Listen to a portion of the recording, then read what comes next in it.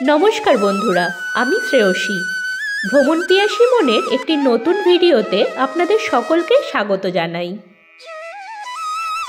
বাংলার ক্যালেন্ডারে চৈত্র মাসের প্রথম সপ্তাহ আর বসন্তের মাঝামাঝি এরকম একটা সময় যখন প্রকৃতি নিজের হাতের দক্ষ তুলির টানে সাজিয়ে দেয় গোটা ক্যানভাস।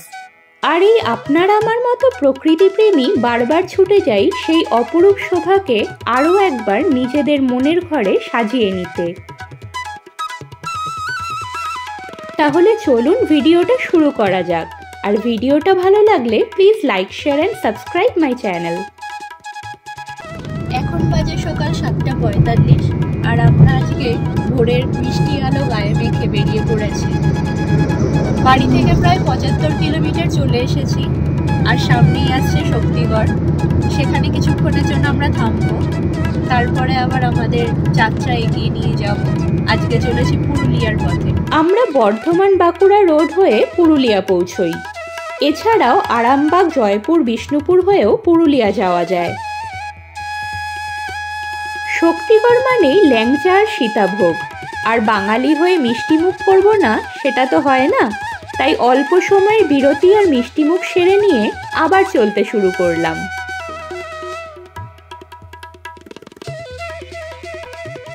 আমরা বাঁকুড়ার দিক থেকে পুরুলিয়ার দিকে যাচ্ছি, রাস্তায় নেমে পড়েছি। এত সুন্দর চারিদিকে শোভা যে আর গাড়ির মধ্যে থাকতে পারলাম না।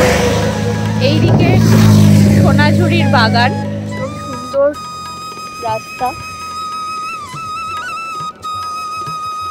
আর এই দিকটা পুরো পলাশ বাগান, চারিদিকে পলাশ ফুটে আছে।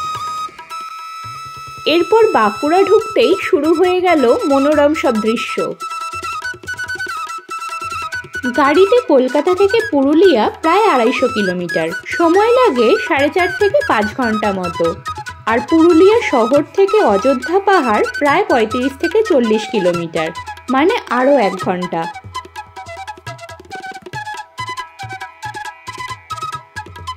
সড়কপথে সফরের একটা আলাদাই মজা। যেখানেই মন চায় সেখানেই দাঁড়িয়ে যতক্ষণ ইচ্ছে উপভোগ করা যায়। আর খুব ভোরে বেরোনোর একটা সুবিধে হলো সারাটা দিন, মানে অনেকটা সময় হাতে পাওয়া যায়। শালের বনে নবীন কিশলয় আর পলাশের যুগলবন্দি এই সফরকে আরও মনোমুগ্ধকর করে দিল। দেখতে দেখতেই দূরে পাহাড় উকি দিল, আর পলাশ সে যেন আমাদেরই অপেক্ষায় পথ চেয়ে আছে বলে মনে হলো। পথের দুদিকে মন মাতাল করা শোভা দেখে মনে হলো এই ভরা বসন্তে কেউ যেন প্রকৃতির গায়ে আগুন রঙা আবির মাখিয়ে দিয়েছে। পলাশ ফুলের এত সজ্জা দেখতে পাবো কল্পনাও করিনি। এরপর আমরা পৌঁছে গেলাম আমাদের এইবারের গন্তব্য মাঠা পাহাড়ের কোলে অবস্থিত একটা সুন্দর রিসর্টে।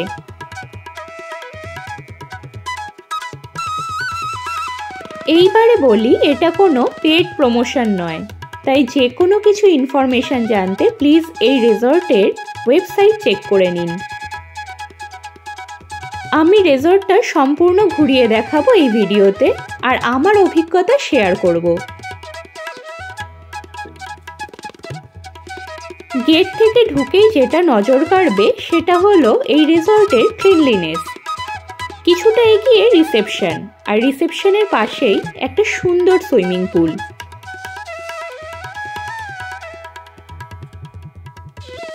পুলের পাশে বসে রিল্যাক্স করার জায়গা, আর এখান থেকে সামনে পাহাড়ের দৃশ্য উপভোগ এক চমৎকার অনুভূতি।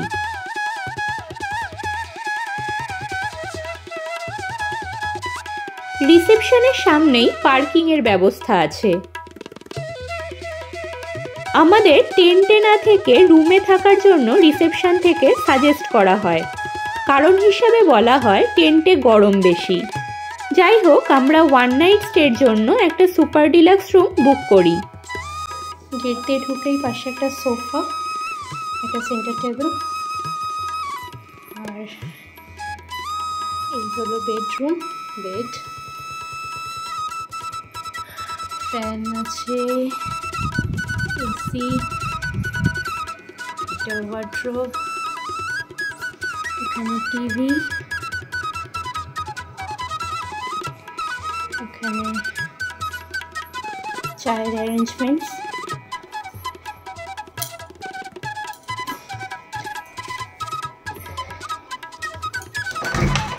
টয়লেটটা,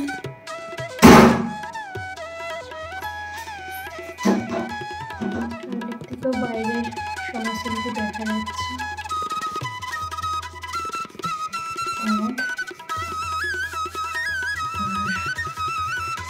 এখানে টাওয়েলস দেওয়া আছে,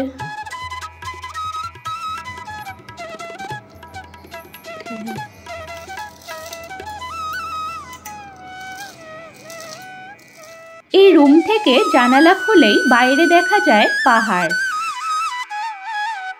ঘরে এসেই সামান্য লাঞ্চ অর্ডার করে দিই, আর তা সময় মতোই চলে আসে।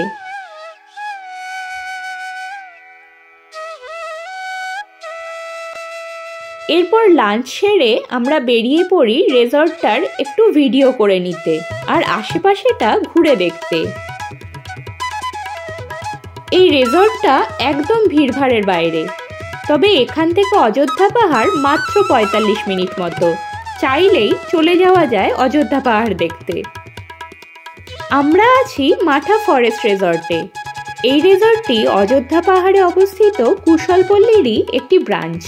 তাহলে মাঠা ফরেস্ট রেজর্টটি আপনাদেরকে ঘুরে দেখাই, চলুন। এখানে বিভিন্ন রকমের টেন্ট বা সুইস কটেজগুলো আছে, বেশ মাঝে ক্যাম্পিং করা আছে একটার সাথে আর একটা টেন্টে, আর সুন্দর ব্যবস্থা, বেশ খোলামেলা পরিবেশ, সুন্দর সুইমিং পুল, এখানে গ্রাউন্ড রয়েছে, খোলামেলাই করা হয়েছে রেজর্টটা, বেশি কনজেস্টেড নয়, বেশ সুন্দর। আর এইদিকে তো পাহাড় দেখাই যাচ্ছে, পাহাড়ের একদম কোলে রেজর্টটা, অসাধারণ সুন্দর রেজর্ট। পুরুলিয়ার অযোধ্যা পাহাড়ের ওপর একদম ডিটেলড ভিডিও আছে আমার চ্যানেলে, ডেসক্রিপশনে লিংক শেয়ার করলাম, চাইলে দেখে নিতে পারেন ওই ভিডিওগুলো। অযোধ্যা পাহাড়ে থাকার বেস্ট ঠিকানা আমি দিয়ে দিলাম আমার ডেসক্রিপশন বক্সে, চাইলে দেখে নিতে পারেন সেই ভিডিওটাও। চলুন একটা টেন্টও আপনাদের দেখিয়ে দিই।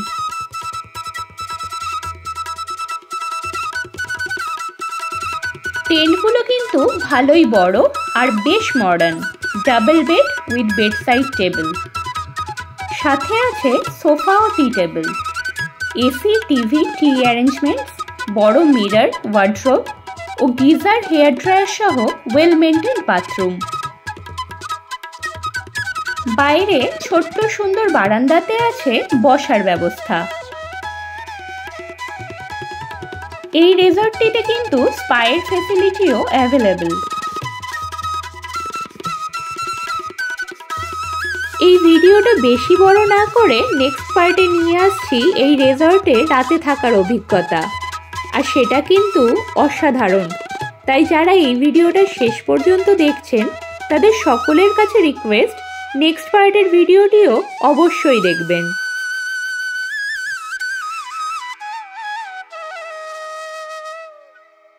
এই রিসর্টটির ভেতরেই আছে একটি পলাশ গাছ, আর সবুজ ঘাসে ছড়িয়ে আছে অজস্র পলাশ। মনের আনন্দে দুহাত ভরে কুড়িয়ে নিলাম এই ক্ষণিকের মাধুরী, যাকে দেখতে এত দূর থেকে ছুটে এসেছি। এই মাঠা পাহাড়ের দিকটাও কিন্তু অসাধারণ সুন্দর, তাই এর আশেপাশে ঘুরে দেখার মতো কি আছে তাও জানাবো অন্য ভিডিওতে। তাহলে সঙ্গে থাকুন, আর এই ভিডিওটা আপনাদের কেমন লাগলো কমেন্টে অবশ্যই জানান। ভিডিওটি শেষ পর্যন্ত সঙ্গে থাকার জন্য অসংখ্য ধন্যবাদ।